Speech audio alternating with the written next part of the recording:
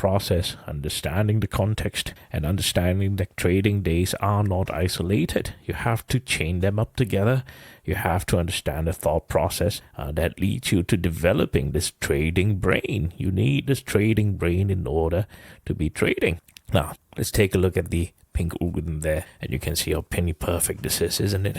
Just take a look once we had that retracement there. Absolutely penny perfect.